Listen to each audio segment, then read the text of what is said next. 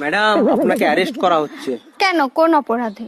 আপনার কাছে জাল নোট ছাপানোর যন্ত্র পাওয়া গেছে। তা জাল নোট কি পেয়েছেন? না, জাল নোট তো পাইনি। খালি যন্ত্র থাকলেই আমি অপরাধী? হ্যাঁ, যন্ত্র থাকলেই অপরাধী। আমিও আপনার নামে রেপ কেস দেব। ও মা, কেন? আপনার কাছেও রেপ করার যন্ত্র আছে। ঘুম থেকে উঠেই মোবাইল চালানো শুরু করছো, তোমাকে দেখে ছেলে কি শিখবে? আচ্ছা ঠিক আছে, এই যে ফোন রেখে দিলাম। আশেপাশের ভাবিদের দেখা বন্ধ করো, ছেলে তোমাকে দেখে কি শিখবে? 1 মিনিট। আচ্ছা বাবা, তুমি বলো এই পর্যন্ত তুমি আমাকে দেখে কি শিখছো? তোমাকে দেখে এটাই শিখেছি, জীবন আর দায় করে বিয়ে করবো না কোনোদিন। তোমার সাথে বিয়া না হয়ে একটা গাছের সাথে বিয়া হইলেও শান্তি পাইতাম। তাইলে একটা গাছের কাহিনী শোনো। একটা গাছের সাথে সবসময় একটা গাধা বান্ধা থাকতো। এই কষ্টে গাছটা মরে গেল। মরে যাওয়ার পর যখন গাছ দেখতে পাইলো তার কাঠ দিয়ে সংসদ ভবনের চেয়ার বানানো হয়েছে, তখন গাছটা বলল, শালা মইরেও শান্তি নাই। Excuse me. জি ভাইয়া, বলেন। আপনি না অনেক কিউট। তাই নাকি? Thank you. আচ্ছা, আপনাকে পটায় আই লাভ ইউ বলবো না আই লাভ ইউ বলে পটাবো? আপনাকে গালি দিয়ে থাপড়াবো না থাপড়ায় গালি দিব?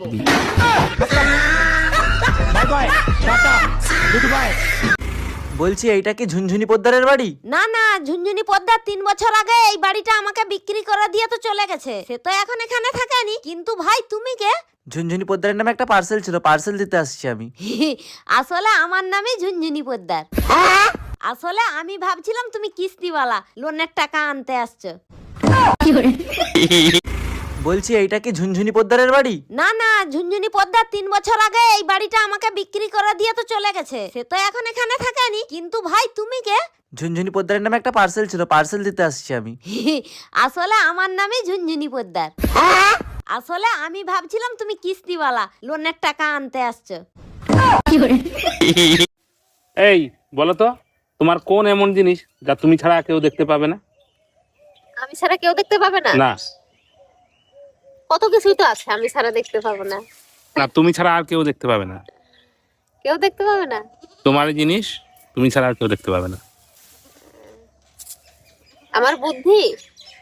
না, হলো না।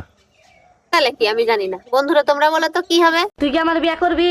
কারে? আমারে? জীবনেও না। মেলা দিন প্রেম প্রেম খেলা খেলতেছ, বিয়া কর। আর বিয়ে করে আমরা প্রেম বুঝে বেশি। ও, তুমি মাগনা মাগনা হারা জীবন প্রেম করে যাবা, বিয়ার কথা বলে তোমার আগুন লাগে? তোর সংসার নেই, তুই থাক, গেলাম আমি বাপের বাড়ি। যাও, কিন্তু যাওয়ার আগে সুমন ফকিরের 600 টাকা দিয়ে যাইও। কিসের টাকা? আমি তো তার কাছ থেকে কোনো টাকা ধার আনি নাই। তোমার জন্য একটা তাবিজ আনছিলাম, বলছিল তাবিজে কাজ করলে টাকা দিয়েন। কি তুই আমারে তাবিজ করছিলি? আচ্ছা ম্যাডাম, আপনার বর এত কালো, আপনার কোনো লজ্জা লাগে না? ও কালো তাই কি হয়েছে? ও যেমনই হোক না কেন, ওকে তো ভগবানই বানিয়েছে। 2-3 বার বিষ দিয়েছি, মরতেই চাই না। এটা কথা শালা কাটা কোথাকার। আর যদি কোনোদিন আমাকে বলতে আসি না, দেখবি তো খবর আছে, ঝাঁটাই করে তোর মুখে মারবো যত সব। এই লোকটা শুধু এখানে দাঁড়িয়ে থাকে, কাজ সময় নেই, কাজ যাবে না কিছু না। শোনো না, আমার অপারেশন করতে ভয় লাগতেছে, যদি কিছু হয়ে যায়। হ্যালো অরুণদা, 2 লাখ টাকা দিয়ে নাকি বৌদির অপারেশন করতেছেন? এত টাকায় তো আপনি নতুন আরেকটা বিয়ে করতে পারতেন। সি সাগরদা, আপনি বন্ধু নামের কলঙ্ক। এই কথা আপনি আগে বলবেন না। অর্ধেক টাকা তো আমি জমা দিয়ে ফেলাইছি। আগে তোরে মার্ডার করব, তারপরে আমি অপারেশন করব।